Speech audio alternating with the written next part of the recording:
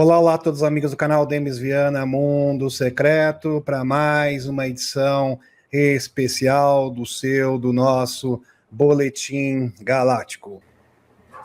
Sputnik Brasil, fonte para vocês, meus amigos, Sputnik Brasil, França deve se juntar ao BRICS após mudança de liderança, diz ex-eurodeputado. Então, segundo esse ex-eurodeputado, este será... Ele está fazendo um prognóstico aqui. Esse será o futuro da França. E isso vai desmoronar. Em outras palavras, meus amigos, ele está dizendo que a União Europeia, como nós conhecemos, irá se desintegrar muito em breve. E o que dificulta isso? Qual é o elemento que impede que isso aconteça nesse momento? O Manuelzinho. Só que o Manuelzinho está em queda livre. Ele pode, inclusive, sofrer o impeachment. Aliás, já estão trabalhando para que esse impeachment possa sair. Ele não tem aprovação do povo francês, outro fator importante. Ele está descumprindo a Constituição da França. Vários elementos. Quando você tem um Congresso que tem desafetos com o presidente, quando esse presidente é acusado de descumprir a Constituição do país, e não tem aprovação popular, são todos os ingredientes necessários para que o impeachment possa ser sacramentado. E parece que é exatamente que isso vai acontecer. Então esse prognóstico é totalmente assertivo, para dizer o mínimo para vocês, meus amigos. França, tradicionalmente a favor da multipolaridade na política externa, deve se juntar ao BRICS. Olha só. Uma mudança de liderança em Paris tornaria teoricamente possível a entrada da França nesse bloco. E qual é essa mudança? A queda do Manuelzinho, óbvio. Disse a Sputnik, porque o Manuelzinho, ele é um elemento, é uma marionete do sistema, como vocês bem sabem. Disse Sputnik, o ex-deputado francês do Parlamento Europeu e analista político Aymeric Chauprat.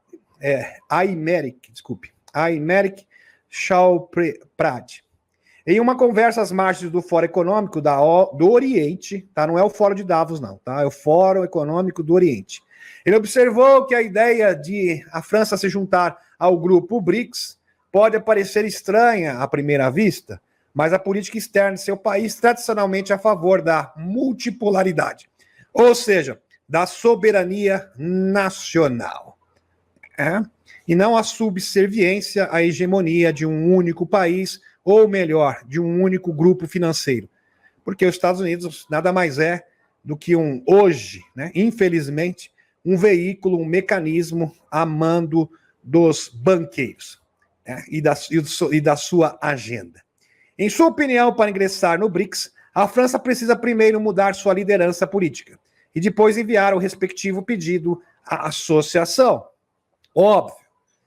Maravilhoso, meus amigos. Vejam que esse prognóstico é um prognóstico bombástico com implicações severas. A França aderindo ao BRICS, isso vai ser um golpe duro para a União Europeia. E óbvio que outras nações irão fazer o mesmo, copiando a atitude da França. E isso vai realmente ter o potencial de desmoronar a União Europeia e tem implicações também com a OTAN. A OTAN também vai ficar numa situação difícil. Lembrando que, meus amigos, já está tendo um alarde absurdo, porque a Turquia do Erdogan está aderindo ao BRICS e é membro da OTAN. Então, vários analistas estão dizendo o seguinte, olha, uma hora ele vai ter que decidir entre um e outro, porque não dá para servir dois senhores, obviamente. Então, meus amigos, o que acontece? Todos esses países que fazem parte da OTAN, da Europa, a partir da França, isso já é uma demonstração do colapso desta instituição, somado ao fato que o loirão prometeu que não irá mais financiar esta instituição, aí fica mais complicado ainda. Então, de fato, temos todos os ingredientes aqui para o colapso dessa instituição bigodista que se chama OTAN, que nada mais é que uma instituição que trabalha para metacapitalistas. Em sua opinião, para ingressar ao BRICS, muito bem, isso aqui já foi comentado, vamos para o próximo. E aqui, meus amigos, BRICS confirma o padrão ouro. Está confirmado agora. E esse sistema operacional concorrente Meus amigos, eles queriam tanto, tanto, tanto. Eles eram tão ambiciosos e audaciosos que vão ficar sem absolutamente nada. Vão ficar de mãos abanando. Essa que é a verdade. E por quê? Simples. É muito simples. Eles queriam instalar o seu tão sonhado Great Reset. 2020, não conseguiram. 2021, não conseguiram. 22, idem. 23, mesma coisa. 24, não consegue. E através do quê? De destruição das economias do mundo. Então, eles usaram vários agentes diferentes, situações diferentes, vários cavalos de Troia diferentes, para destruir as economias do mundo. Porém, essas economias, tá, eles fazem parte. Então, se você não consegue destruir as economias e passa 1 ano, passa 2, passa 3, passa 4, você vai o quê? Se autodestruindo. Porque, queira ou não, eles dependem do sistema financeiro do Ocidente. Então, quando os Estados Unidos chega a uma dívida de 35 trilhões de dólares, e isto vai respingar nos dominadores globais. Então, eles vão ficar o quê? Sem dinheiro, sem recursos para financiar essa máquina do mal. Só que eles não contavam que o Putin, juntamente com o BRICS e as nações soberanas, não, é claro que nem todos os membros do BRICS têm essa compreensão. Alguns têm uma visão ambígua, mas nem vou entrar no mérito aqui. Isso, aliás, eu já comentei para vocês. Mas Emirados Árabes Unidos, né, o próprio Irã também, que está aderindo ao BRICS, várias outras nações. Mesmo a África do Sul também é um pouco complicada, ela tem um pezinho nos dois lados, ela não é totalmente afinada com a Aliança da Terra, ela tem ainda muita influência negativa interna, infelizmente, assim como o nosso país, mas o objetivo foi alcançado. E qual é o principal objetivo? Qual a proposta? Um sistema econômico alternativo totalmente viável, totalmente diferente do sistema fiduciário, para se contrapor a esse sistema babilônico financeiro. E agora isso está sendo ratificado. Isso é uma notícia maravilhosa. Na próxima cúpula do BRICS em outubro em Kazan, na Rússia, ferramentas para o sistema financeiro internacional inclusivo serão discutidas de acordo com Andrei Mikhailichin, chefe da Força Tarefa de Serviços Financeiros do Conselho Empresarial do BRICS. E uma declaração à TASS. Os principais projetos incluem uma unidade de conta comum, UNIT, com plataforma para liquidação internacional de moeda digital, Bridge, e um sistema de pagamento, Pay, e um depositário de liquidação, Clear, e um sistema de seguro, Trace, e uma aliança de classificação. O novo sistema visa descentralizar a cooperação internacional e alavancar tecnologias digitais. A unidade será vinculada a 40% ao ouro. Olha, isso aqui é bem interessante, ao ouro. E 60% a uma cesta de moedas nacionais do BRICS, abordando a volatilidade da taxa de câmbio. Isso aqui, meus amigos, é mais que o suficiente para o lastro ouro. Lembrando que, para o lastro ouro ser viável, você precisa, no mínimo, ter 10% da moeda em lastro ouro. Tá? 10% do dinheiro em circulação em ouro. Aqui já tem mais, são 4 vezes mais do que é obrigatório, do que é requisitado. Fantástico. O sistema entrará em colapso, presta atenção. Olha essa visão, esse prognóstico aqui da Arundhati Roy. Se nós recusarmos a comprar o que eles estão vendendo, suas ideias, sua versão da história, suas guerras, suas armas, suas noção de inevitabilidade, lembre-se disso, nós somos muitos e eles são poucos. Eles precisam de nós mais do que nós precisamos deles. Outro mundo não é só possível, ele está a caminho. Em um dia tranquilo posso ouvir sua respiração. Realmente aqui palavras animadoras, inspiradoras aqui desta pensadora. Fantástico. Muito pontual, muito oportuno para os dias que estamos vivendo. E essa aqui, meus amigos, essa aqui é uma notícia sensacional. Isso mostra que a Aliança da Terra está nadando de braçada. Estamos, de fato, vencendo. Isso é extraordinário. Exclusivo. Arábia Saudita aberta ao Petro-Ian, em laços mais estreitos com a China, diz ministro. É bom frisar aqui, meus amigos, que eles colocaram Petro-Ian, fazendo uma alusão ao antigo petrodólar, mas não é bem isso. É que a moeda mais utilizada aos Emirados Árabes Unidos será o ian, porque, queira ou não, a economia mais, assim, pujante, né, mais forte do BRICS é a China. Mas isso não significa que também rublo e outras moedas do mundo sejam também negociadas. E isso denota o fim do petrodólar. Então, literalmente, os globalistas estão na mão do príncipe saudita. Se o príncipe saudita quiser, e parece que ele já está deixando a entender com esta atitude, e isso para mim está explícito, ele vai simplesmente abandonar o dólar. Ou vocês começam a cooperar, ou vocês começam a ter juízo, para o bom entendedor, ou simplesmente acabam com a brincadeira. Ou os senhores começam a repensar, reconsiderar os seus atos espúrios, ou eu acabo com a brincadeira. Eu tenho a bola do jogo. O príncipe saudita é esta pessoa, hoje, na atualidade. É ele que tem a bola do jogo. Impressionante isso, meus amigos. Impressionante. Isso é fantástico. Um alto funcionário da Arábia Saudita disse que o país está aberto a novas ideias, incluído o uso do ian, em acordo com o petróleo bruto. Enquanto a noção rica em petróleo do Oriente Médio busca incorporar produtos chineses, como veículos elétricos, jato de passageiros, C-919, e infraestrutura de energia renovável, enquanto tenta diversificar sua economia. Mandar al-Kherra, ministro saudita da indústria de recursos minerais, fez os comentários no momento em que os dois países se aproximam, apesar da crescente rivalidade entre a China e os Estados Unidos, aliados tradicionais da Arábia Saudita. Os Estados Unidos sempre foi o principal aliado da Arábia Saudita. A partir do momento que ele começa a afirmar, não, vou agora negociar em ian, ou seja, eu tenho uma ótima relação com a China, ele coloca os Estados Unidos, a economia americana, em xeque. Porque se este homem resolver amanhã, e parece que ele já está sinalizando isso, olha, eu não vou mais aceitar os dólares para negociar petróleo, porque até então o petróleo era negociado única e exclusivamente por dólares, e isto obrigava todas as nações a criarem grandes reservas de dólar. A economia americana, não só a economia americana, a economia ocidental irá colapsar, irá implodir. Simples assim, teremos o quê? Uma hiperinflação. Então, todos os senhores do mundo estão na mão do príncipe saudita neste instante.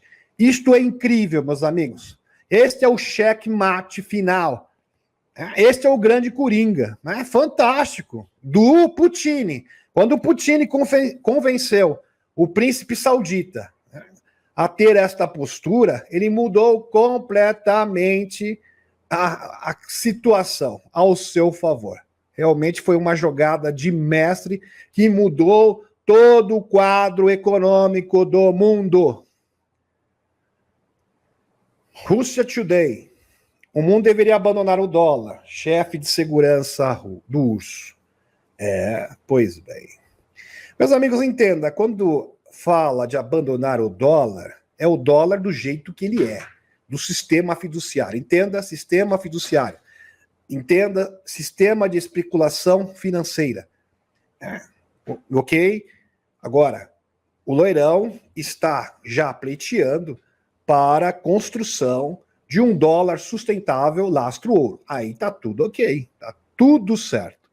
Aliás, faz parte desse modelo. Tem como se ajustar perfeitamente a este modelo. O problema é o Fed americano, o problema é a especulação financeira e o sistema fiduciário que imprime dinheiro, lastro, coisa nenhuma, do nada, cria dinheiro do nada. O verdadeiro, parece um abracadabra, coisa do mandrake mesmo, coisa absurda. O abuso do dólar para o Washington é um grande argumento de venda para o BRICS, que está promovendo a transição para uma ordem mundial multipolar. Quando se fala de ordem mundial multipolar, é voltar para o que era antes do segundo confronto mundial. Como que era o mundo antes do segundo confronto mundial? Existiam várias nações soberanas, vários polos de centro de poder, E depois do segundo confronto mundial, o mundo foi dividido em dois polos de poder. O próprio Wernher von Braun diz que isso foi um plano dos globalistas para implantar o seu sonho distópico, de Davos. Estão compreendendo? De um governo tecnocrata unificado, o sistema ditatorial mais opressor de todos os tempos. Então, isso seria feito em etapas. Quando o BRICS propõe o mundo multipolar, está dizendo, nós não aceitamos um governo mundial centralizado. Nós não concordamos com isso. Nós queremos, sim, um mundo onde cada país possa ditar as suas próprias regras.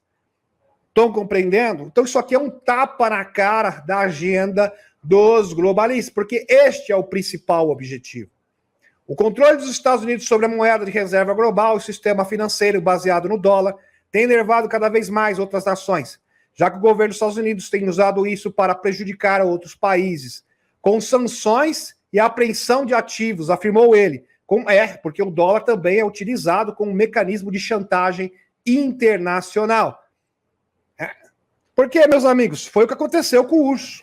Bilhões e bilhões do urso foram simplesmente confiscados. É um absurdo. Aí eles obrigam. Quando você tem a reserva de dólar, é uma forma o quê? De manipulação do mercado. E manipular o quê? A vontade e a soberania dos países. Então isso tem que acabar. Agora é óbvio para todos que qualquer economia que tenha, tenham, pode acabar no bolso de outra pessoa e não no seu próprio. Verdade. Verdade. Aliás, isso é uma forma de exportar o quê? A sua inflação. Então, a inflação que deveria cair nas costas dos Estados Unidos, ela pode ser transferida para os países que detêm grandes reservas de dólar. Disse Shoigu, em uma entrevista publicada pela mídia do Urso na terça-feira. O urso foi alvo dos Estados Unidos por causa da crise da Usantia, quando cerca de 300 bilhões de dólares em ativos soberanos mantidos em jurisdição ocidental foram congelados, confiscados. Esse caso por si só mostra que o mundo deveria se afastar do dólar, disse Shoigu, mas não é apenas um entre muitos. Existem vários casos semelhantes. Ele citou a apreensão de fundos líbios durante a intervenção militar da OTAN para derrubar Mohamed Gaddafi em 2011. Também a exploração contínua de reservas de petróleo sírio por empresas obscuras ligadas aos Estados Unidos em áreas do país controladas pelos curdos, disse Shoigu. Essas empresas vendem petróleo bruto roubado, enquanto Damasco está faminta por combustível devido às sanções americanas. Ele continuou acrescentando que as nações ocidentais estão ocasionalmente agindo como ladrões vulgares. Pegou pesado aqui o Sergei Shoigu. Pegou pesado de verdade, mas só falou verdades. Aqui Sputnik Brasil, meus amigos. A analista explica por que a Turquia vai necessariamente sair da OTAN nos próximos anos. Como eu havia dito, não tem como servir dois senhores. Quando eu vi o Erdogan afirmar, acenar para o BRICS, querendo aderir ao BRICS, eu já pensei, ele vai deixar a OTAN. Óbvio, porque não tem como ser membro da OTAN e do BRICS. Se a França fizer o mesmo, este também será o destino da França, assim como muitos países da Europa. E se um país como a França e outros países de influência dentro da União Europeia saírem da OTAN, será o fim da OTAN. Simples assim, meus amigos. A Turquia vai definitivamente sair da OTAN. É o primeiro país a sair da OTAN. E isso vai acontecer muito em breve. Ou por sua própria iniciativa, ou será expulso da aliança, declarou o Sputnik. O analista político turco Serhat Latifoglu, comentando as intenções da Ankara de se juntar ao BRICS. Anteriormente, o assessor presidencial do urso, Uri Ushakov, afirmou que a Turquia havia se candidatado membro pleno do BRICS e o pedido está sendo analisado. Abre aspas. A Turquia vai se juntar ao BRICS. Tal intenção existe. Será um exemplo sem precedentes quando um país da OTAN se torna membro do BRICS. Os princípios fundamentais do BRICS da Turquia em política externa e econômica coincidem totalmente, disse o interlocutor da agência. Segundo ele, se você olhar para as ações da Turquia na OTAN, pode ver que Ankara tem uma política muito diferente dos seus aliados da Aliança do Atlântico Norte. Muito bem. Olha isso aqui, meus amigos. Fonte Shadow of Ezra, sombra de Ezra, como queira. O fazendeiro britânico contou que recebeu uma oferta de 2.500, isso aqui é uma denúncia muito séria, tá? Muito séria, desse senhor. Se isso confirmar ser verdade, meus amigos, é uma vergonha, é um verdadeiro escândalo para o Reino Unido. Recebeu uma oferta de $2.500 para participar de um programa de 3 anos em que nenhum alimento seria produzido. Quer dizer, ele está recebendo dinheiro para não produzir. A interesse de quem? Quem tem interesse nisso? Quem que se beneficia com isso? A gente sabe muito bem. Isso é uma agenda dos globalistas. Isso é muito sério. E é claro, o governo britânico é uma ferramenta na mão dos globalistas. O governo do Reino Unido está pagando agricultores para que parem de cultivar.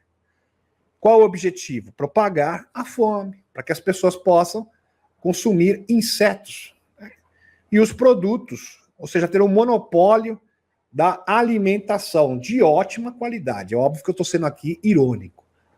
Meus amigos, esse que é o objetivo. E agora a pergunta, por que o governo adotaria tal abordagem? Para cumprir a agenda globalista. Este é o único real motivo. Bem interessante.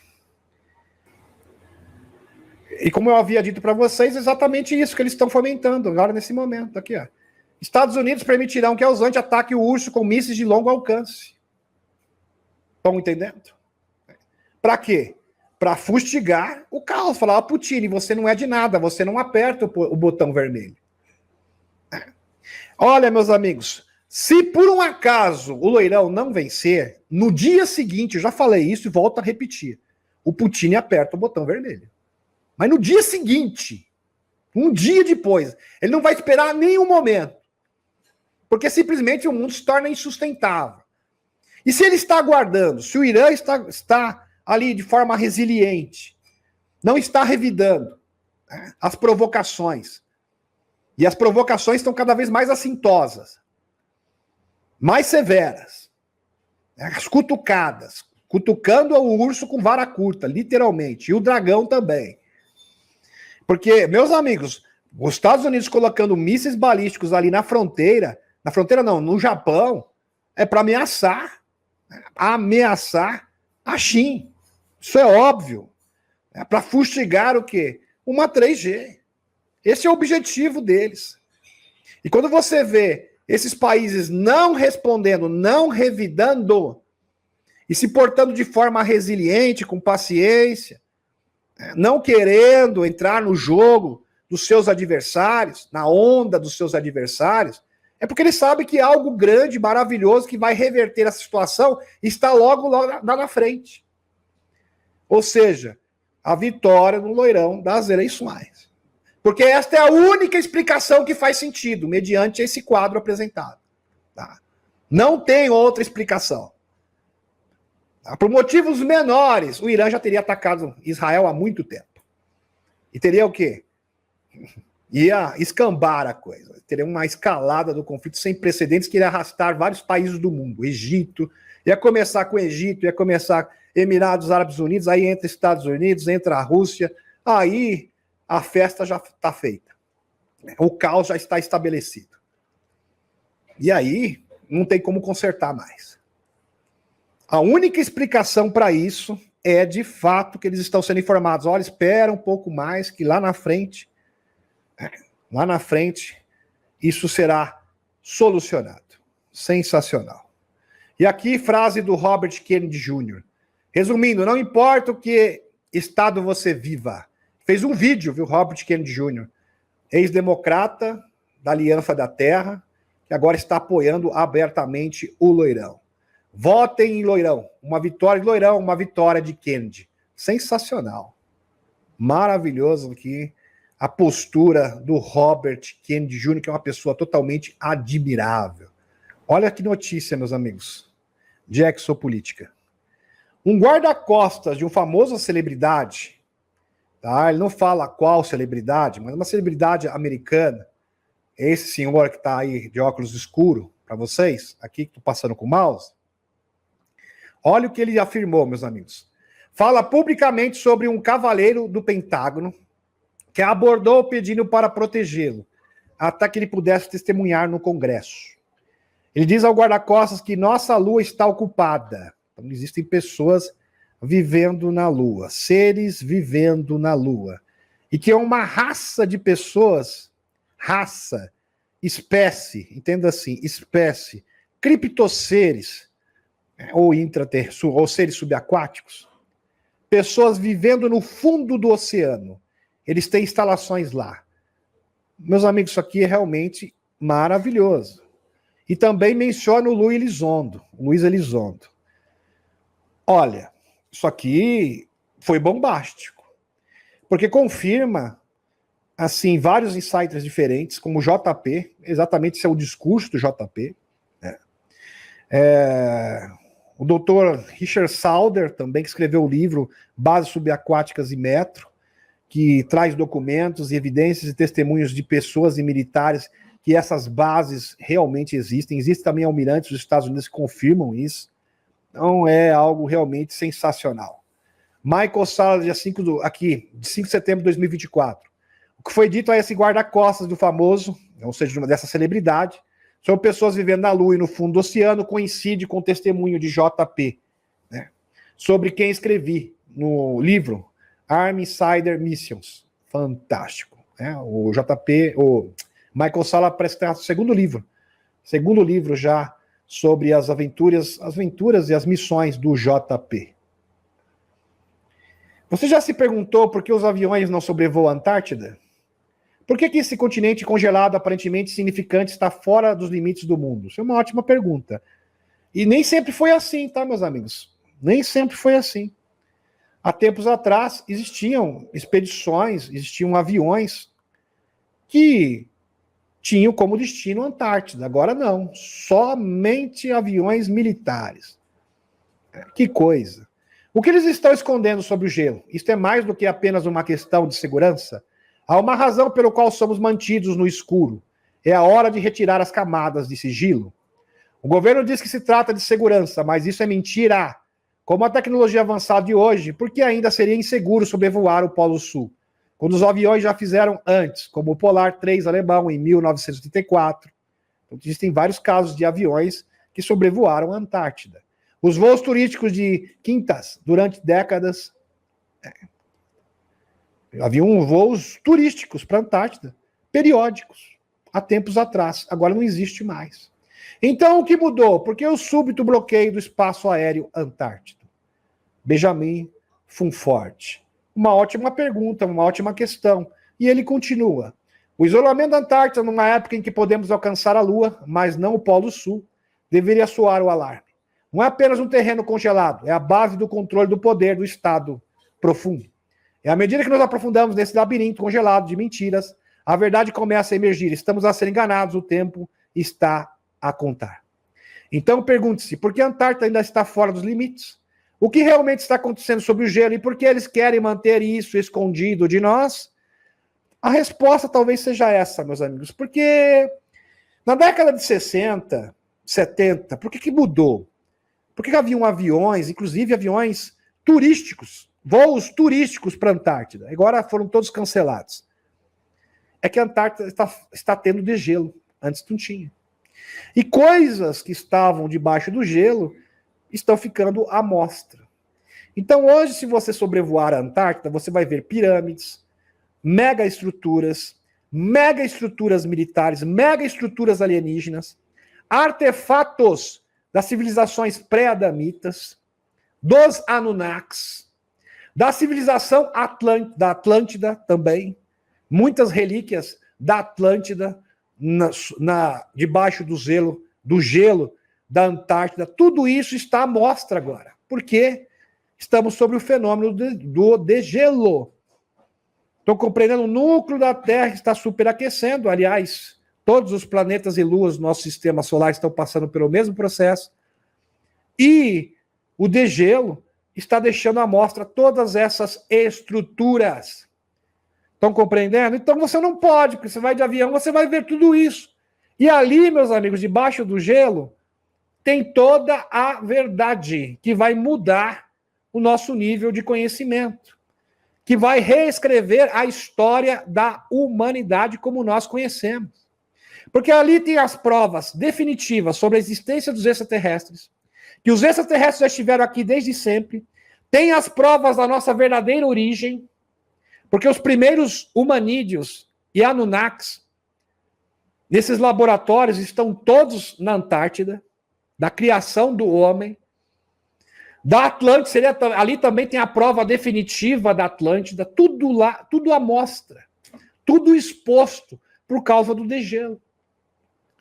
Aqui, uma pesquisa recente descobriu que à medida que a temperatura sobe, 2 plantas nativas da Antártida estão se espalhando rapidamente. Vegetação na Antártida. Meus amigos. Vegetação está aparecendo. Daqui a pouco vai ter árvores. Já tem vegetação. Em alguns pontos da Antártida já tem vegetação.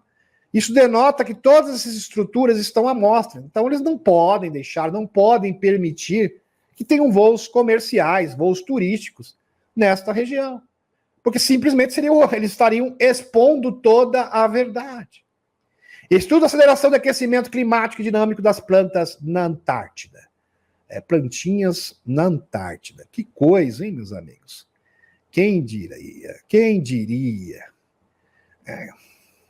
Isso aqui também é super interessante. Eu vou deixar isso para o sábado, sobre os astronautas presos na estação espacial, porque tem uma atualização bem legal aqui. Militares. Aqui, militar.com, fonte. Não vou falar agora, que é curtinho. Astronautas presos na estação espacial serão trazidos de volta para casa pelo Space Force Guardians. Isso é bem interessante, né? Então, os guardiões são semeadores. Os semeadores são chamados de guardiões. E é o mesmo nome dado à força especial da Space Force, que são denominados os guardiões. É óbvio que isso não é uma coincidência. E esses senhores serão os responsáveis, esses pilotos dos guardiões, ou seja, esses militares dos guardiões, serão os responsáveis pela missão de resgatar os 2 astronautas que estão na Starline, da Boeing. Interessante isso, né? É bem interessante esta peculiaridade. Isso chama muita atenção. Trazidos de volta para casa pela Space Force Guardians. Serão 2 guardiões que irão resgatar esses astronautas utilizando a nave da SpaceX. Fantástico. Do Elonzinho. Algo está definitivamente sendo roteirizado aqui, meus amigos. E isso fica nítido. Primeiramente, um ruído estranho que se assemelha a uma batida de coração. Um ruído estranho que lembra uma batida do coração. Lembrando que o David Adair, já tinha me esquecido disso, foi citado pelo Michael Salla, hoje, num post, que eu vou compartilhar com vocês daqui a pouquinho, que a Ptolemy, a nave orgânica que interage com o David Adair, também, quando ele se deparou com ela pela primeira vez, ela tinha uma batida, como se fosse um pulso, que lembra muito um coração. Sinalizando uma nova frequência planetária. Isso seria a consciência de plasma que está ativando as arcas. E essa consciência de plasma das naves dos semeadores, da Confederação Intergaláctica, que faz parte das raças semeadoras da galáxia, uma alusão direta à ativação da humanidade por uma nova frequência. E agora temos a Space Force Guardiões resgatando os astronautas, lembrando que os Guardiões é outro nome dado aos semeadores. Essa não é apenas a minha opinião, tá, meus amigos? Mas parece que realmente algo está sendo roteirizado. Ou seja, algo está sendo produzido para nos trazer uma grande informação, um grande ensinamento, ou melhor, uma revelação. Então, está sendo orquestrado, está sendo roteirizado, como uma espécie de show mesmo, para chamar a atenção do público para uma grande revelação. A partir dessa operação que nos conduzirá para as revelações. Eu diria até que esse resgate é um símbolo do resgate da humanidade rumo à sua libertação e à revelação. Tá o livro da Helena de Cedars, maravilhoso. Falando em Helena, se não tivermos nenhum contratempo, amanhã eu vou gravar uma entrevista com a Helena Danã junto com a Thaís Akashimoto. Em breve irá ser exibido no canal. Aguardem. E aqui o post do Dr. Michael Salla. Esta é uma análise muito útil de Helena Danã sobre o estranho som de pulso do Starline, detectado pelos astronautas da Estação Espacial Internacional, com base em informações de fontes independentes. JP disse a Helena que o som é semelhante a um pulso de batimento cardíaco e que ele ouviu exatamente esse som na Arca do Atlântico, quando ele esteve nessa missão. Inclusive, ali esteve também os índios astecas, que tinham uma frequência elevada, que entoavam a Curiamate e tinham acesso a vários compartimentos da arca, diferentes de outros militares. Perto de uma joia de cristal que anima, que era uma espécie de coração da arca. Então, o cristal, cada arca tem um cristal especial, que seria como o coração dessa arca.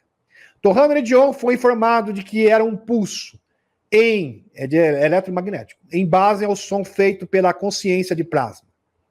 Animado e os motores das naves mães das arcas espaciais da Confederação Intergaláctica, que trabalham, ou seja, com o mesmo formato, né, com o mesmo sistema.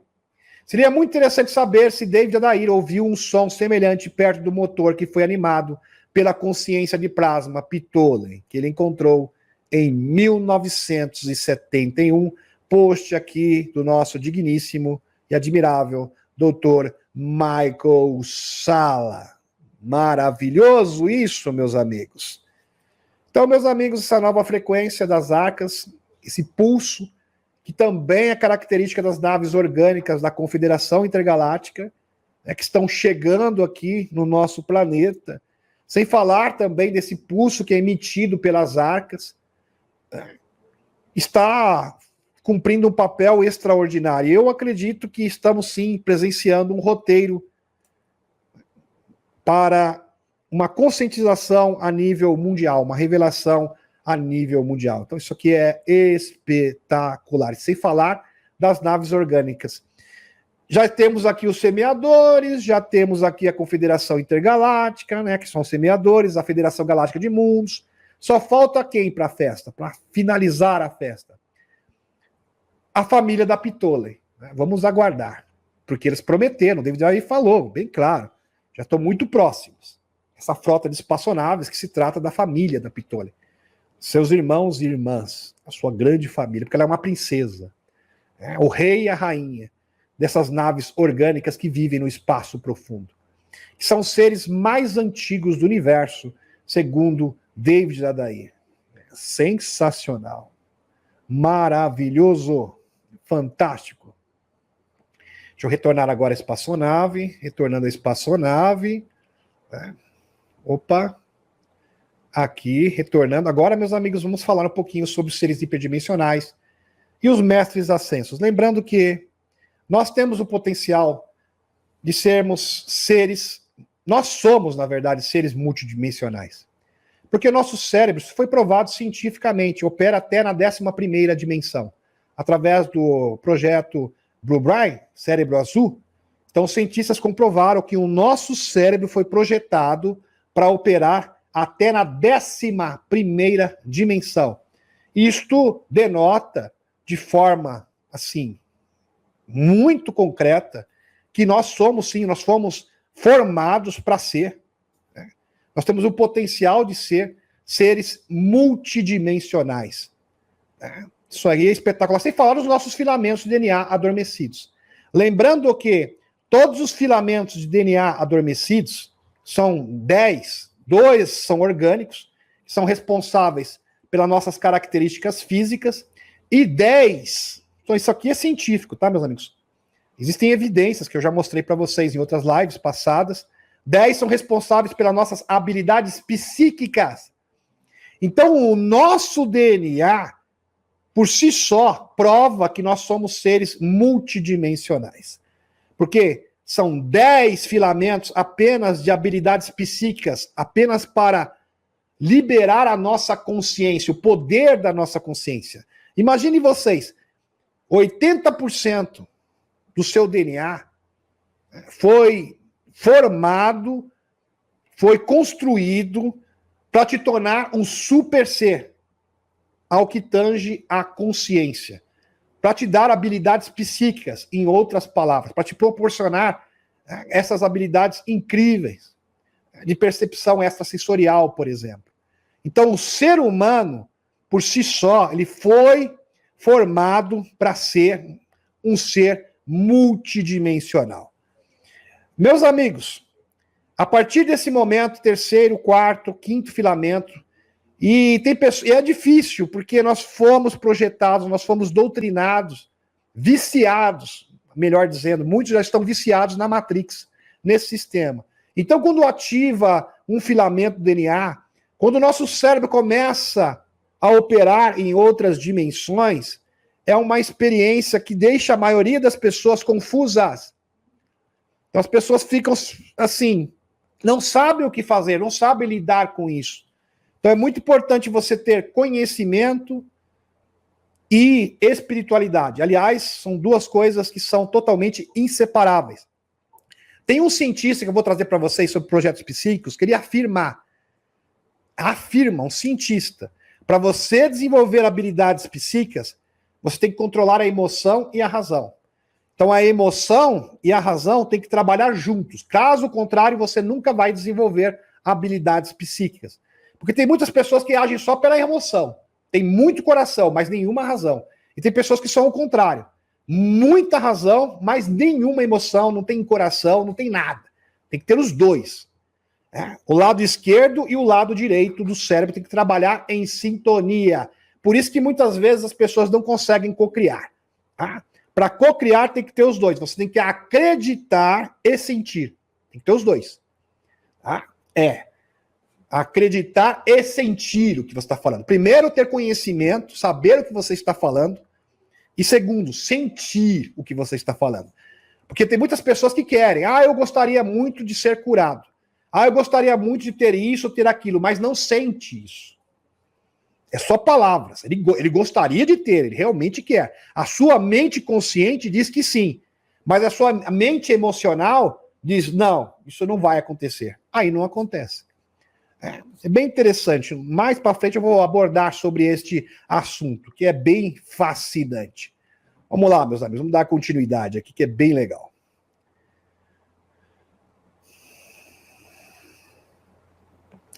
Sobre seres multidimensionais. Carta do Gerald Light, que era um médium, tá? Um médium muito famoso na década de 50, 40, 50. Seguido por uma cópia do documento original. Bem interessante. Eu pulei um slide. Teriam seres interdimensionais trabalhado com o governo dos Estados Unidos? A resposta parece que sim. Não trabalhado, mas interagido com o governo dos Estados Unidos? Vamos corrigir esse termo aqui para ser algo mais preciso.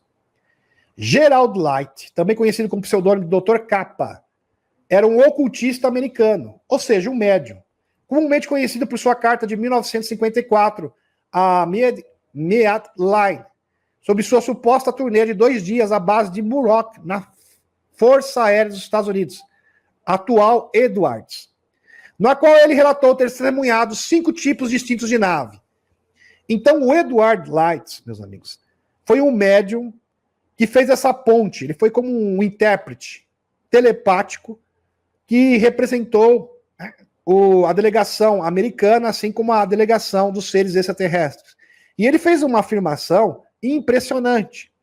Lembrando que o Eisenhower recebeu 2 delegações de extraterrestres distintas.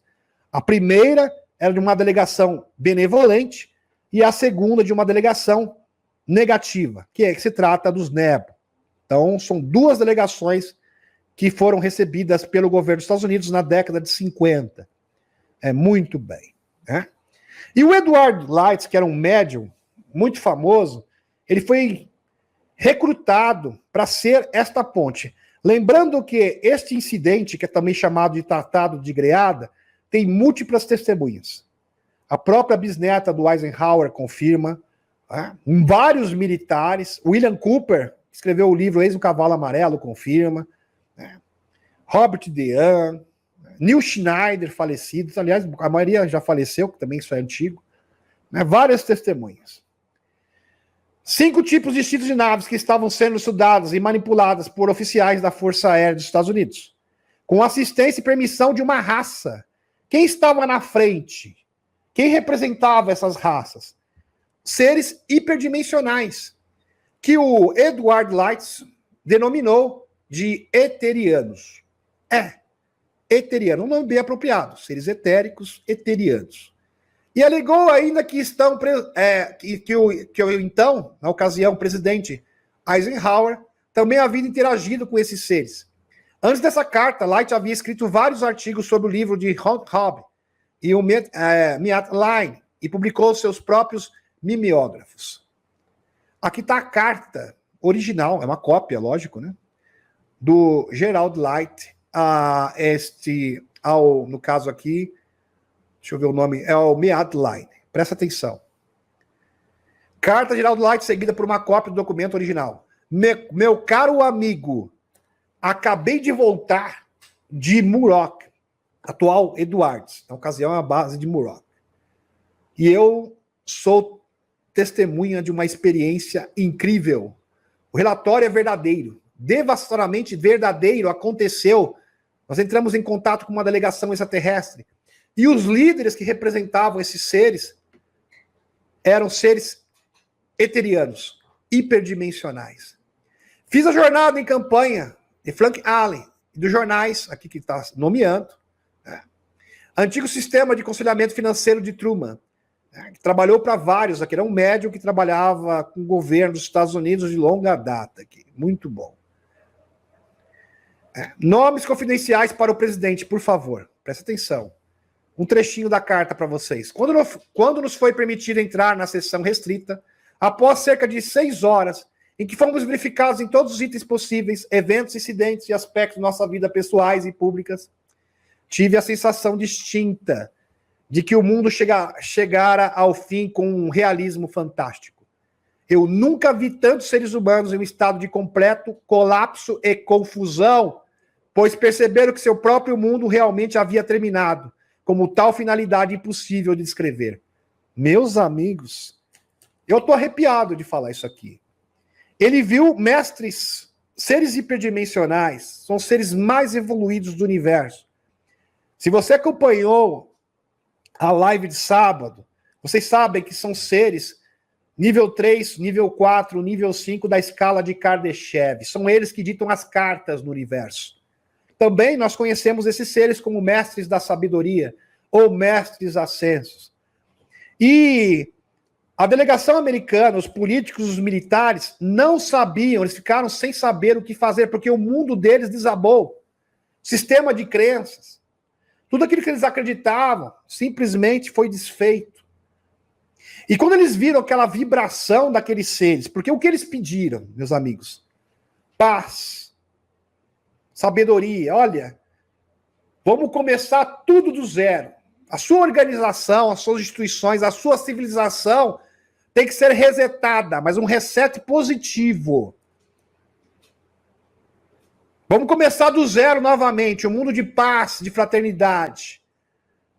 E vocês precisam descobrir o que é a sua espiritualidade, ter a frequência do amor. E vamos começar destituindo todos os países do mundo e sistema financeiro. Essa era a proposta desses seres hiperdimensionais. E é claro que isso foi rechaçado. Eles preferiram assinar com os Greys mesmo. É assim, infelizmente.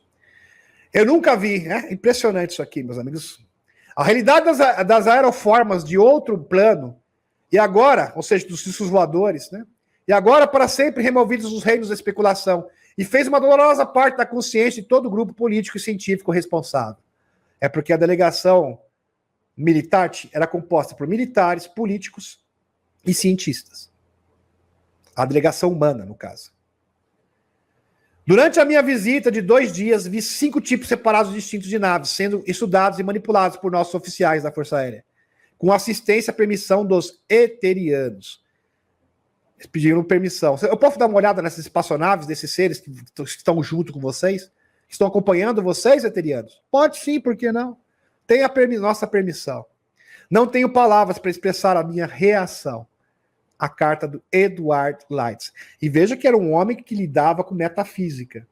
Ou seja, estava acostumado a lidar com espíritos, mas isso aqui, meus amigos, é outro nível, é outro patamar. E ele ficou eufórico. Aqui outra evidência, meus amigos. Arquivo do FBI, da Wikileaks, divulga documentos secretos que provam a existência de seres extraterrestres, seres de outras dimensões. Por quê, meus amigos? Seres nível 3, 4, 5 da escala de Kardashev, que dominam a ciência da sua própria galáxia, podem, e do universo, ou seja, seres que conseguem manipular essa energia universal, não estão mais presos ao corpo físico. Eles podem até se tornarem físicos, se quiserem, tá? Eles podem, mas não estão presos mais ao tempo e nem à fisicalidade. Então, eles vivem no não-tempo, bem próximo da fonte criadora. E está aqui o documento, meus amigos. Em 2011, depois de alguns documentos foram desclassificados, um relatório escrito por um agente especial do FBI, isso data de 1947, atingiu o público, o agente especial do FBI, um tenente-coronel, cuja identidade se manteve no anonimato por causa da segurança nacional, reuniu inúmeros dados sobre o fenômeno UFO, depois de entrevistar e estudar os fenômenos por anos. De acordo com o relatório e documento do FBI, desclassificados, nós somos visitados por várias espécies de extraterrestres. Esta é a conclusão do relatório. Algumas delas não são apenas de outros planetas, porque te imagina seres de outros planetas, outros mundos, mas de outras dimensões. Entenda, de outras dimensões do universo, que pertencem ao universo, à galáxia. Seres hiperdimensionais seriam análogos aos anjos, como nós conhecemos. E eles sempre interagiram com a humanidade. E eles foram confundidos com os anjos e seres alados de todas as culturas do mundo. Impressionante. E eles não vivem, não são seres extraterrestres. Isso que é o mais doido de tudo, meus amigos. Não dá para classificar um ser hiperdimensional como sendo um ser extraterrestre. O próprio Michael Salos chama de celestiais. Seria um nome mais apropriado. Mas também, se você quiser classificar como seres hiperdimensionais ou extradimensionais, tá ok. Então são seres que não estão presos à fisicalidade, não estão presos ao espaço-tempo. Então eles existem tanto no presente quanto no passado e no futuro e têm consciência disso. São seres que têm consciência de milhões e de milhões de anos. Eles têm todo o conhecimento do universo e não perde absolutamente nada. Vou dar uma explicaçãozinha para vocês, meus amigos. Alguém pode perguntar assim, por exemplo, Torrandre Dion lembra de todas as suas vidas passadas? Ele só lembra daquilo que é pontual para a sua evolução. Se você lembrasse de tudo, absolutamente tudo, de todas as suas vidas passadas, desde quando você foi formado na fonte criadora, no infinito, você seria um ser hiperdimensional. Então, as memórias de vidas passadas dos seres terrestres é pontual, porque eles simplesmente nós não suportaríamos, mesmo na quinta densidade, não teria como suportar tanta informação. É muita informação. É informação infinita, meus amigos. É quase como se fosse comparar o HD de Deus. Dá para entender? É como se fosse o HD de todo o combo de informações, de toda a estrutura do universo, que não dá para mensurar. Isso iria confundir, inclusive, a nossa identidade como seres. Quando você tem um conhecimento tão vasto e universal, você não pode existir na fisicalidade. Você tem que viver o quê? Fora do tempo, do espaço e da própria fisicalidade. Simples assim. Continuando o relatório, alguns desses seres provêm de um plano etéreo coexistente com o nosso universo físico. Algumas dessas entidades poderiam se materializar em nosso planeta e aparecerem como figuras gigantes translúcidas. Aliás, eles podem aparecer na forma que eles desejarem. Por exemplo, os Conselhos dos Nove, que é retratado no livro da Phyllis Schleimer, são como mestres ascensos, são seres hiperdimensionais, como anjos. Seres do nível 4, 5 da escala de Kardashev. Seres que conseguem controlar não só a energia de um planeta, não só a energia de uma estrela, mas da própria galáxia e do universo. E do multiverso também. É desse tipo de ser que nós estamos tratando aqui. Continuando com a nossa explanação, meus amigos. Aqui o livro de Enoch, As Chaves de Enoch, do J.J. Hurtak, que presta, inclusive, assessoria para as agências de inteligência e para a própria NASA. Pena que acho que eles não ouvem muito o Dr. J.J. Hurtak, mas ele está avisando, pelo menos. Está cumprindo o papel dele. Pelo menos os chapéus brancos com certeza ouvem. Porque chapéus brancos existem em todas as organizações e instituições do mundo. As civilizações desse modelo evoluem e chegam a um ponto em que agora se tornam membros de uma irmandade que se expande por todo o universo. Eles compreendem seres como uma consciência tipo 4. Nível de consciência tipo 4. Quando você tem um nível de consciência tipo multiverso, não tem como você ter corpo, meus amigos. Porque o seu nível de conhecimento é muito mais amplo. Não está preso a um planeta. Não está preso a um sistema solar. Não está preso sequer a uma galáxia, mas ao próprio universo. Impressionante. Onde pode acessar a grade de energia universal. Se alimenta diretamente da fonte. As chaves de Enoch. E um dia nós seremos seres assim. Isso foi profetizado, inclusive, pelo Dr. Anderson. Nós somos, sim, seres multidimensionais adormecidos que precisam ser ativados. E é isso que vai acontecer. É óbvio que isso não vai ser num instante. Nós vamos passar por outras densidades, quarta, quinta densidade, mas vamos continuar a nossa evolução para a sexta, para a sétima. E quando chegarmos à oitava densidade, nós seremos uma raça de mestre ascenso. Ou mestres da sabedoria. Nona, 11ª e assim por diante. Porque esta é a nossa natureza. Esta é a nossa missão. Nós fomos projetados para ser seres hiperdimensionais. Lembrando, meus amigos, que nenhuma outra raça tem 12 filamentos igual nós. Se você ativar os 12 filamentos, presta atenção no que eu vou falar. E se você ativar a sua consciência, o seu cérebro que opera na 11ª dimensão, a sua consciência plenamente, você se torna um ser, no mínimo, de 11ª densidade, que é o mesmo nível, tá um nível a menos do Conselho dos Nove. Só isso. Só isso. Não é pouco, não. Uma introdução muito boa aos celestiais é uma série de livros. É bom frisar que muitos humanos no passado conseguiram, meus amigos, se tornar seres multidimensionais. Porque isso é uma característica do ser humano. Interessante. Isso é sensacional, isso é maravilhoso. Nós fomos projetados para ser seres hiperdimensionais. Uma introdução muito boa aos celestiais, esse livro aqui, dos Mestres da Sabedoria. Uma série de livros chamada aqui Vida e Ensinamento dos Mestres do Extremo Oriente, em português. Vida e Ensinamento dos Mestres do Extremo Oriente. Ele escreveu como 11 cientistas viajaram para o Himalaia no início do século XX. É o que conta esse livro. Ao longo do caminho, eles foram ajudados por um grupo de seres que eram basicamente mestres ascensionados. Aqui, meus amigos, Vida e Ensinamentos, o livro está aqui para vocês, tá? Muito bem. Esses mestres ascensionados, ou seres hiperdimensionais, tinham todas as habilidades físicas do filme Star Wars. Ou seja, telepatia, telecinésia, não estavam presos ao corpo físico, nem à fisicalidade e muito menos ao espaço e o tempo.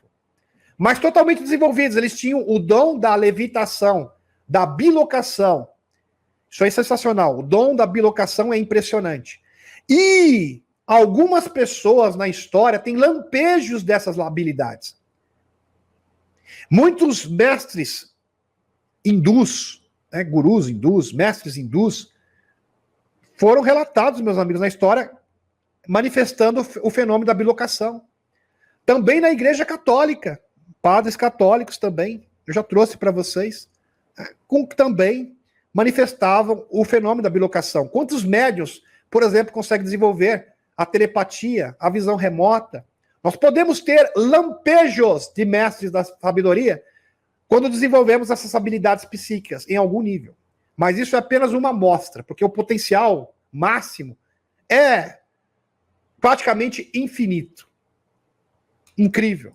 Seria apenas um lampejo, apenas uma amostra. Eles tinham o dom da levitação, da bilocação, da telecinese. Falando em telecinese, existem muitos projetos psíquicos onde muitos russos, isso foi reportado na história, desenvolveram a telecinese. Eles podiam levitar objetos facilmente. O livro Children Psyches fala também de pequeninos do Projeto Zero.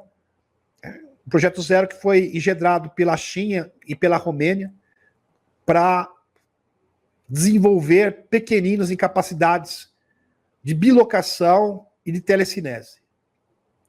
Por exemplo, o César Brad e o Radu Sinemar, eles vieram do Projeto Zero.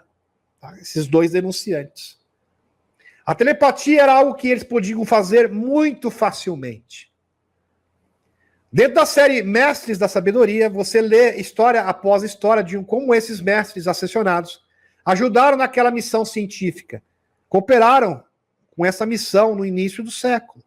A missão ficou lá por vários anos, e esses celestiais, ou mestres ascensionados, ou seres hiperdimensionais, ou celestiais, aí cada um chama do que quiser, garantiram que a expedição de Spalding pudesse ser introduzida às filosofias e à sabedoria sagrada do Extremo Oriente. Spalding certamente ficou incrivelmente impressionado com isso, escreveu sua série de livros, 6 livros, sobre este assunto, sobre o que aconteceu lá, sobre suas experiências. O interessante sobre os mestres ascensionados era que eles se descreviam como parte de uma vasta irmandade, que não estava apenas na Terra. Então tem pessoas que falam assim, fraternidade branca. Meus amigos, seres ascensionados, seres hiperdimensionais, não são 7 seres. Existem aos milhões. E não estão presos ao planeta Terra. Estão em todo o universo conhecido. E no multiverso também. Mas além do nosso planeta, novamente, você tem aquela ideia de uma irmandade universal. Maravilhoso.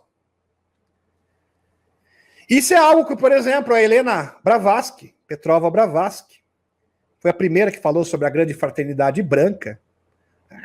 É bom entender que existem vários grupos com essas características. Não é o único exclusivo do universo.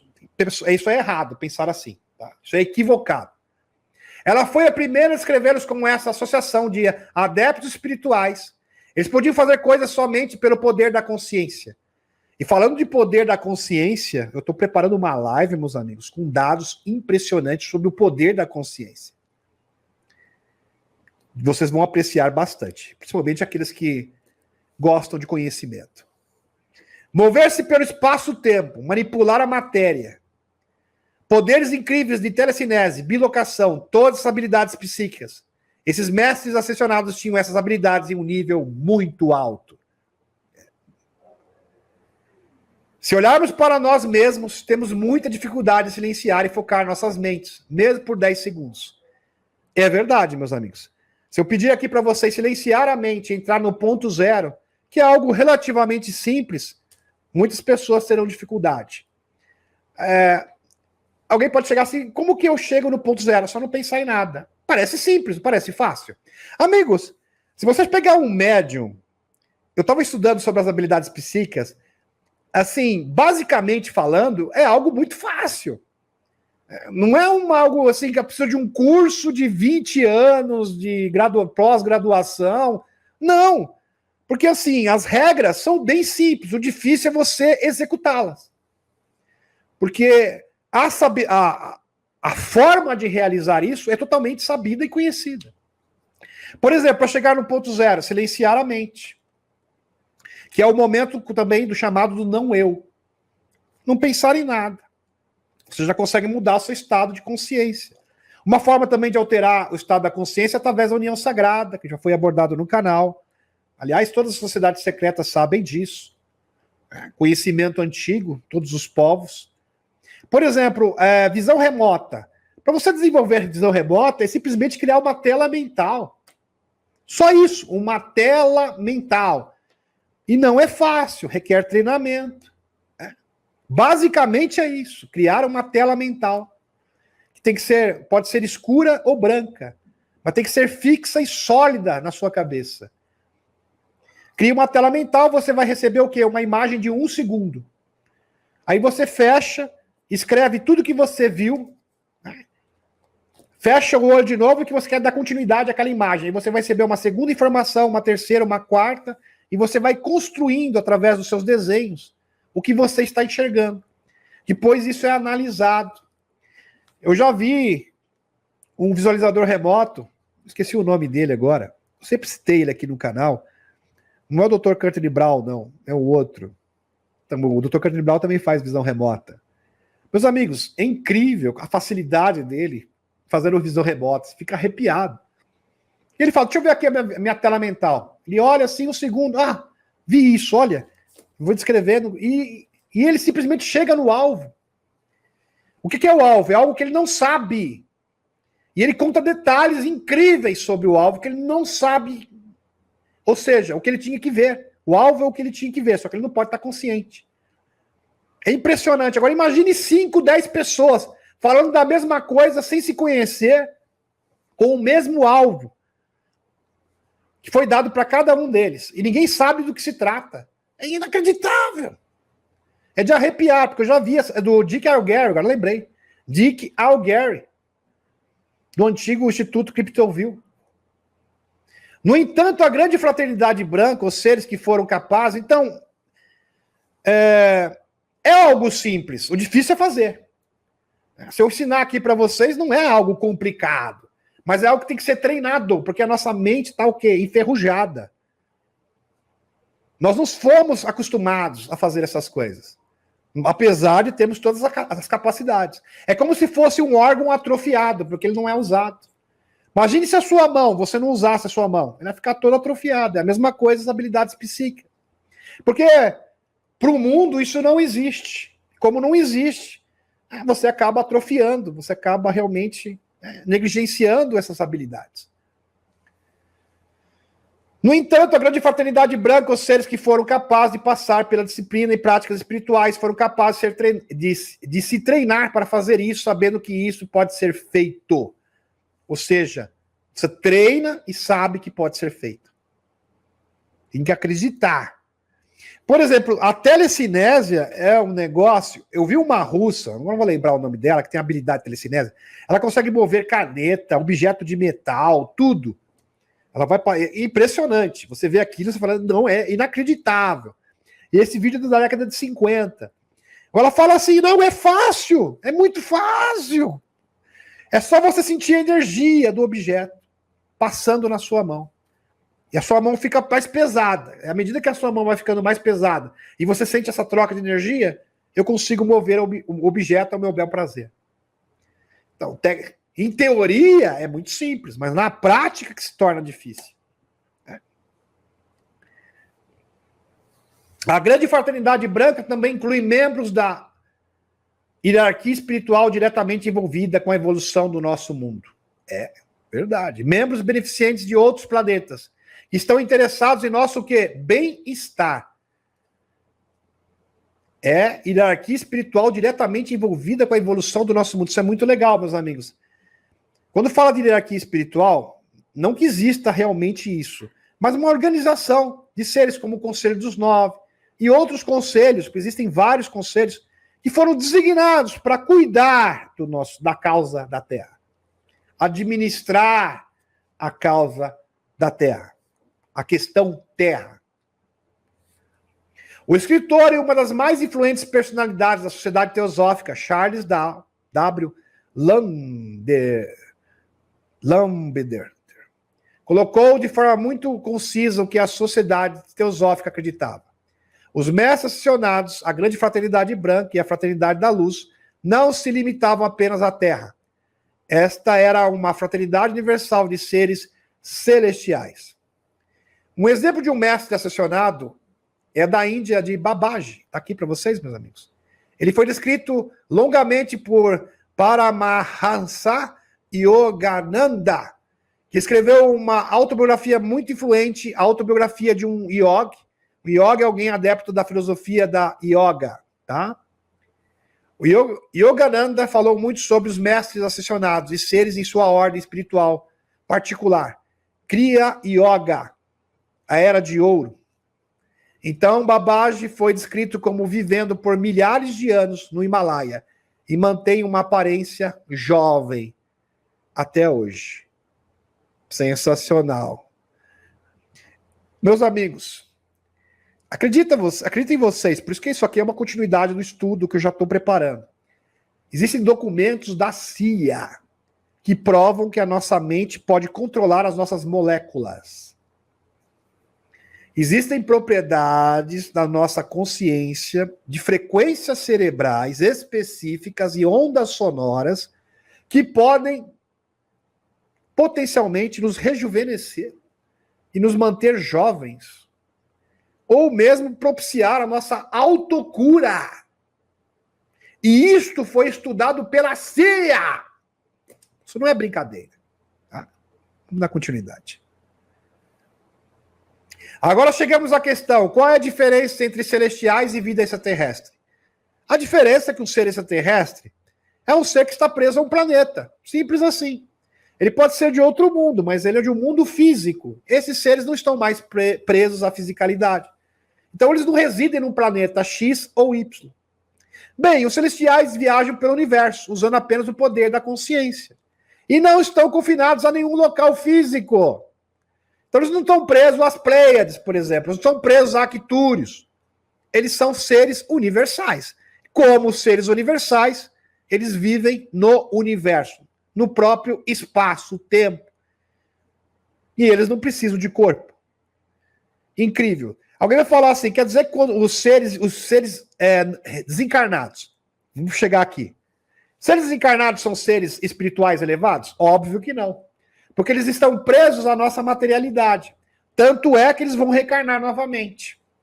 Então, quando você desencarna na Terra, você fica o quê? É como se fosse o negativo da nossa fisicalidade. Eles têm ainda uma conexão energética com a fisicalidade. Eles estão presos à fisicalidade.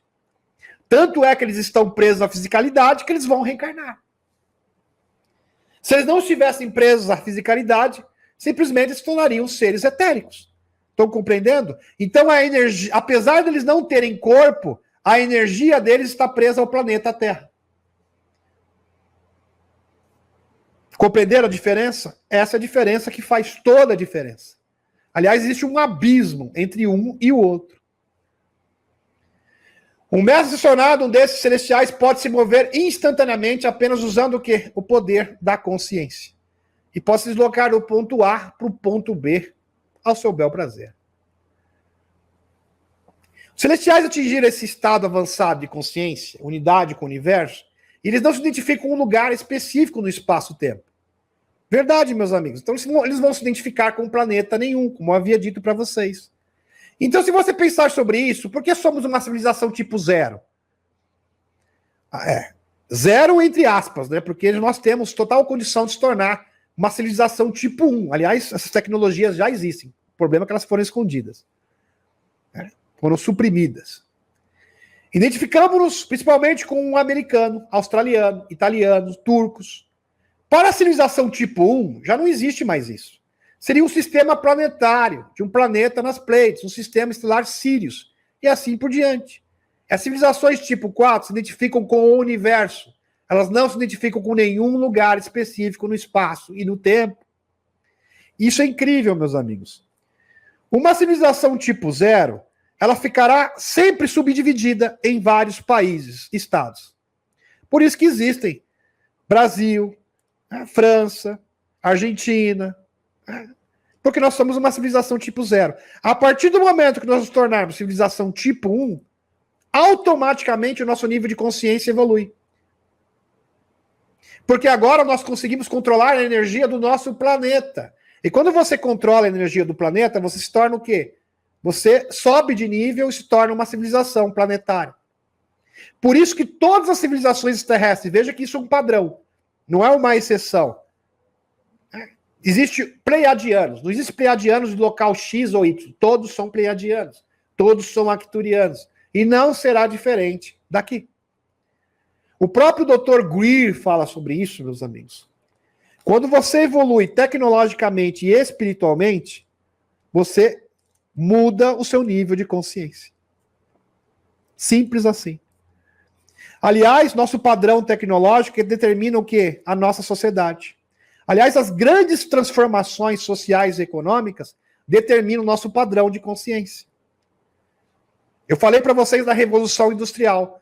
A partir do momento que teve a Revolução Industrial, a consciência humana mudou drasticamente. Porque até então era o quê? Era um reino das monarquias, do sistema feudal. Agora não, era industrial. Agora com os computadores, a questão do que o mundo se tornou cada vez menor, globalizado.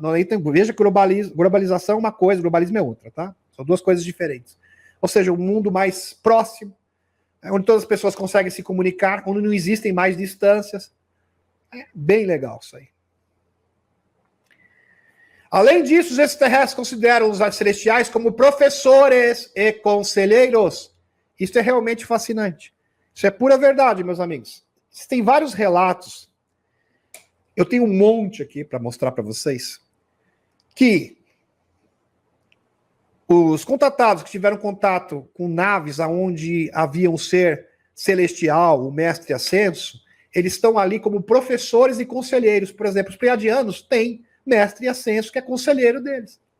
Muitos. Aliás, cada nave tem um conselheiro hiperdimensional, mas ele está ali como conselheiro. Ele não está ali como chefão, que eu mando e vocês obedecem. Não, ele está ali para dar sugestões. É bem legal isso aí. Adãs, que estava sentado à mesa com os extraterrestres a bordo de sua nave, quando conheceu um de seus mestres da sabedoria. Isso é o que Adamski disse. Olha que legal. É George Adamski. George Adamski é um dos maiores contatados de todos os tempos. Abre aspas. Enquanto estávamos sentados ao redor da mesa, todos os olhos se voltavam para o homem espacial mais velho, quando ele começou a falar. Embora só mais tarde sua importância em todos os planetas tenha sido explicada para mim, era impossível não perceber que eu estava na presença de um ser muito evoluído. Ele sentiu, esse ser aqui é diferente. E a atitude de todos os presentes indicava claramente que eles, assim como eu, sentiam-se muito humildes diante dele.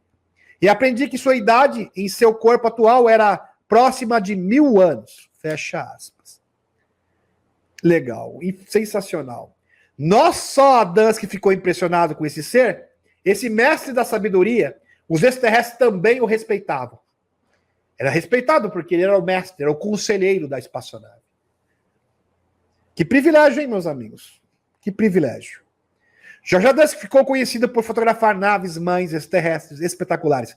Inclusive, a própria Helena confirma que essas naves aqui são dos pleiadianos fotografadas pelo George Adamski.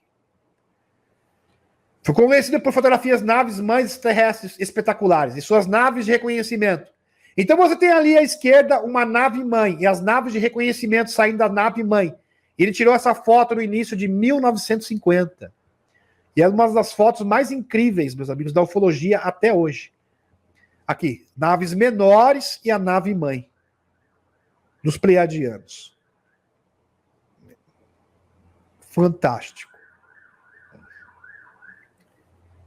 O Celestial alertou a Adamski sobre os perigos das brinquedinhos nucleares. Isso foi o que ele disse. Abre aspas. Deu um conselho para o Adamski também. Porque a missão dele é essa, dar conselhos. E é bom entender, meus amigos, que esses seres não são venerados como deuses, tá, nas espaçonaves. Eles são vistos como conselheiros e professores. Tá? Não são deuses, não estão ali para chefiar ninguém, para ditar regras. Aliás, quem faz isso são seres negativos. Seres benevolentes não procedem dessa maneira.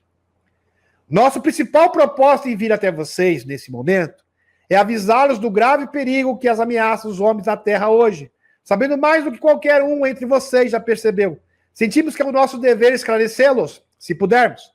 Seu povo pode aceitar o conhecimento que esperamos dar a eles, através de vocês e de outros. Ou eles podem fazer ouvidos moucos ou se destruir. A escolha dos habitantes da Terra. Não podemos impor. Então eles não vão impor nada a ninguém. Nunca vão impor. Eles vão dar conselho. Aqui falam das 2 linhas de tempo, né, que nós tínhamos até o presente momento, até 2012. É bem interessante. Esse é um alerta sobre os perigos desses brinquedinhos. E sobre as políticas que estamos seguindo como cultura planetária. Outro exemplo, meus amigos, é do Henrique Rincon. É da Colômbia. Foi um contatado também, que foi levado por extraterrestres pleiadianos para se encontrar com um grupo de 24 contatados em um local remoto nos Andes, aqui na América do Sul. Colômbia. Essas pessoas foram levadas aos Andes para treinamento. Um tipo de treinamento de embaixada para preparar a humanidade para a verdade da vida extraterrestre. Foi o que Rincon relatou. Esse Rincon aqui escreveu livros também, tá? O Henrique Rincon. Relatou no final do treinamento uma culminação de 3 dias em que esteve lá em cima. Ele e os outros contatados foram levados para se encontrar com o mestre da sabedoria, o celestial. Rincon disse. Um instrutor, um extraterrestre, se aproximou da entrada de um túnel. Um instrutor, olha que interessante. Escavado na rocha viva e apertou a mão 2 vezes. Ele se retirou para um lado. E o ser mais incrível fez sua aparição. Ficamos atônitos, além da descrição. Aquele ser parecia exatamente como Jesus Cristo. Ele viu aquele mestre, aquele ser diferenciado, aquela aura bonita, falando, esse aqui é Jesus, só pode ser. Ele é Jesus porque eu sinto pela energia dele, só pode ser Jesus. Ele estava convencido disso. O mestre, pensei imediatamente que os pleiadianos os trouxeram aqui com o propósito de encontrar Jesus Cristo. É isso que ele pensava. Essa foi a compreensão do Rincon. Que estava aqui novamente, do Rincon, né? Desculpem, Rincon. Jorge Castilho Rincon. Que estava aqui novamente cumprindo as profecias. Então o mestre da sabedoria dissipou a crença de Rincon. Não sou eu, não sou Jesus. De que ele era Jesus Cristo, né, de Rincon. Eu não sou quem você acredita que sou. Meu nome é 1000 nomes. Dê-me qualquer um. E isso sou eu. Eu sou antigo diante de você. Não em idade, mas em conhecimento. Meu nome é idade, pois eu sou as eras e o tempo. Olha só, meus amigos. Eu sou a sabedoria. E meu nome é sabedoria. Eu possuo 35% da sabedoria universal. Fecha aspas. E tá aqui, matéria do jornal, da experiência do Henrique Castilho Rincon. Teve até matéria, meus amigos, dessa experiência. Sensacional. Outro exemplo de contatado é o Luiz Fernando, da Bolívia. Ele se encontrou com o extraterrestre da Confederação de Planetas e estabeleceram uma base sobre o lago Titicaca, na Bolívia. Verdade, meus amigos. Existem muitos relatos. O Robert... Agora esqueci o nome dele. Esqueci. Mas existem outras pessoas, outras fontes que afirmam que existem várias bases extraterrestres próximos do lago Titicaca, na Bolívia. Luiz Fernando foi levado para Vênus e é o que ele diz que aconteceu com ele. Presta atenção. Após 3 anos de preparação, eu estava no meio dos Andes e eles me disseram que às 8 horas da noite uma nave iria chegar em um vale chamado Vale Potosí. Essa nave iria monitorar a materialização da porta através do qual eu seria capaz de entrar em contato com eles. E através do qual eu chegaria a uma cidade não localizada nesse planeta, a Terra. Mas em Vênus, em um vale conhecido por eles como Vale do Silêncio. Esse é o lugar onde se encontra a Academia da Ciência Espiritual dessa civilização, fecha aspas. Lembrando que a civilização venusiana é do interior da Terra, tá? Não reside na superfície, porque a superfície é inabitável, é inóspito. Ele escreve o encontro real com os mestres venusianos dessa civilização. É importante ressaltar que a civilização em Vênus não está na superfície, tá? Ele diz que é uma civilização do interior da Terra, intraterrenos de Vênus. Está dentro, sob a superfície de Vênus. Luiz fez uma recriação de uma animação do que aconteceu com ele. Abre aspas. Os habitantes de Vênus receberam energia solar e encaminharam para outros lugares. Há vegetação nesse vale e eles vivem no subsolo. Não é uma caverna escura, mas é como se fosse um bolsão. Assim como acontece aqui no nosso planeta, com vários bolsões diferentes, como se fosse um favo de mel. Mas parece que o céu está dentro da própria caverna, com sol artificial também, que é uma característica de muitos seres intraterrenos. Eles manifestam isso quando os seres humanos alcançam esse entendimento. Eles tomaram as rédeas em suas próprias mãos e mudaram o futuro. Positivo, não apenas para eles, mas para todos os outros. Não, isso aqui é demais. Esses seres, meus amigos, conseguiram mudar, transmutar a realidade através da sua consciência, e não só mudar o seu destino, mas também o destino de outros povos. Ele foi levado e teve essa experiência em Vênus. Isso é lindo, meus amigos, porque existem muitos seres extraterrestres que estão co-criando junto com nós. Só que precisa de as pessoas precisam dar o mínimo do mínimo para que isso possa ser efetivado. Eles estavam se encontrando com extraterrestres de Vênus. Em um certo ponto no tempo eles disseram: nós queremos que você conheça alguém. Olha, muito legal sua presença aqui. Nós gostamos muito de você. Aliás, eles são muito hospitaleiros. Nós gostaríamos que você conhecesse uma pessoa aqui que a gente gosta bastante. Queremos lhe apresentar alguém. A esse ser que vive bem onde você está, muito perto. Ele é um mestre da sabedoria e um descendente da antiga civilização do Tiahuanaco. É, na sua terra. Meus amigos, uma pessoa que viveu na terra dele é o mestre da sabedoria de Vênus. Incrível. Evoluiu, se tornou um ser hiperdimensional. E o remanescente da Atlântida, ele é um mestre ascenso e nós o queremos lhe apresentar a ele. Presta atenção. Então foi isso que os extraterrestres fizeram. Eles apresentaram a esse mestre ascensionado, um mestre da sabedoria da civilização pré-inca, de Tiahuanaco. E a coisa realmente importante a reconhecer aqui é que você tem um exemplo de uma experiência de contato, onde os extraterrestres dizem o contato que querem apresentá-lo a um mestre ascensionado, o mestre da sabedoria. E ele é um indígena da terra. Surgiu daqui, lá pertinho da sua terra. Quero dizer o seguinte: um dia todos vocês serão como ele. Que lindo, isso aqui é maravilhoso. Finalmente, Luiz Fernando disse que o Lago Titicaca é interessante porque é uma base da Confederação dos Planetas. E também há uma cidade antiga estabelecida pelos remanescentes dessa civilização pré-inca em Tiahuanaco. Concluindo, meus amigos, desculpe que a live ficou um pouco extensa. Os celestiais estão aqui para ajudar. Os contatados trabalham diretamente com grupos extraterrestres, e esses extraterrestres estão trabalhando em conjunto com esses seres celestiais e ajudando a humanidade a se preparar para algum dos desafios impostos pelo contato e para a batalha final. Por mais de 60 anos, o governo dos Estados Unidos tem secretamente feito contato, desenvolvido acordos com algumas civilizações extraterrestres, que estão muito distantes dessa consciência universal. Porque o Eisenhower teve a oportunidade, né?